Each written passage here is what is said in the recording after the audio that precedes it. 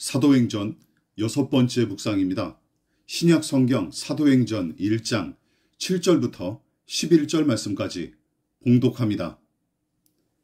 이르시되 때와 시기는 아버지께서 자기의 권한에 두셨으니 너희가 알 바 아니요 오직 성령이 너희에게 임하시면 너희가 권능을 받고 예루살렘과 온 유대와 사마리아와 땅끝까지 이르러 내 증인이 되리라 하시니라.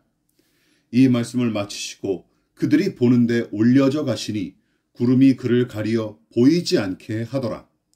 올라가실 때에 제자들이 자세히 하늘을 쳐다보고 있는데 흰옷 입은 두 사람이 그들 곁에 서서 이르되 갈릴리 사람들아 어찌하여 서서 하늘을 쳐다보느냐.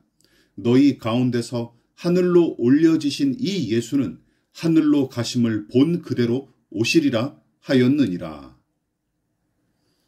예수께서 어처구니 없는 제자들의 질문에 아랑곳하지 않으시고 오직 권능으로 임하실 성령을 기다리라고 권고하시죠.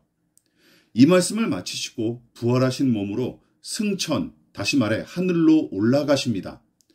여기서 성령의 강림, 그 임함에 대한 가르침을 한 번 더 살펴볼 필요가 있습니다. 왜냐하면 예수님에 대한 왜곡과 오해가 허다하듯이 삼위일체 하나님 중 제3위이신 성령님에 관한 왜곡과 오해도 허다하기 때문입니다. 성령 하나님을 제대로 배우고 그 은혜를 사모하는 사람들이 종종 저지르는 실수 중 한 가지가 무엇입니까? 성령에 관한 내용을 오로지 사도행전에서만 끄집어낸다는 것이죠. 여러분 기억하십시오. 사도행전은 신약 성경의 유일한 역사서입니다. 다시 말해 시간의 순서에 따라 기록됐을 뿐만 아니라 인물과 사건 중심으로 이야기가 전개되는 서사 구조의 책이에요. 다시 말해 성령 하나님의 임함과 그 효과를 표면적으로 보여주는 책이지 성령께서 임하시고 일하시는 어떤 원리나 이치 등에 관한 안내문이나 설명서로 보기는 어렵습니다.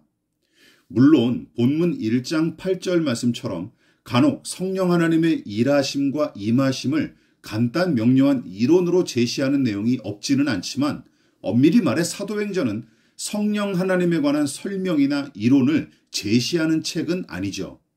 따라서 사도행전을 성령행전이라는 별칭으로 부르는 사람들이 있는데 그 별명은 교회의 설립과 이방의 선교가 성령 하나님의 강림과 역사하심, 일하심을 통해 힘있게 진행되는 이야기에 초점을 맞췄을 뿐이지 사도행전이 성령님에 관한 모든 교훈을 담아서 붙여진 게 아닙니다.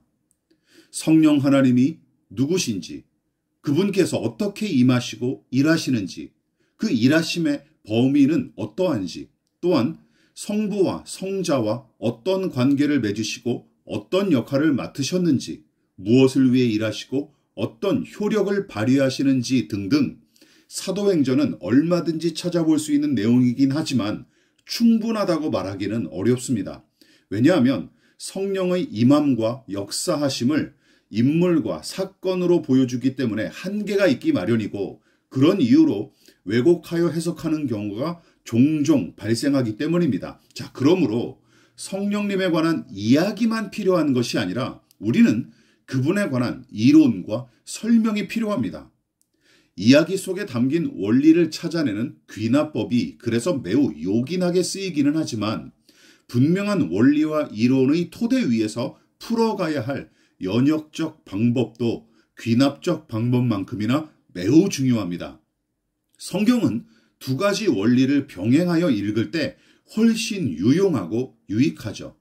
따라서 성령 하나님에 대한 이론과 원리는 다른 성경의 도움을 받아야 마땅합니다. 성령님에 관한 안내문으로 대표적인 책은 바로 요한복음과 신약의 서신서들이죠. 예수님과 사도들이 성령 하나님에 관해 설명해 놓은 부분을 사도행전과 병행하여 읽는다면 엄청난 유익을 얻을 뿐만 아니라 건강하게 균형 잡힌 신앙을 갖출 수 있습니다. 그래서 성경이 여러 권의 책으로 묶인 이유가 바로 여기에 있죠. 물론 본문의 내용도 간단 명료하면서도 어떤 근본적인 원리를 제시하기는 합니다. 이처럼 성령 하나님의 임하심은 믿는 자에게 권능, 즉 신령한 힘과 지혜, 어떤 영적 권위를 부여하시고 그 권능은 예수의 증인으로서 사명을 감당하도록 돕는 분이십니다. 그것이 핵심이죠.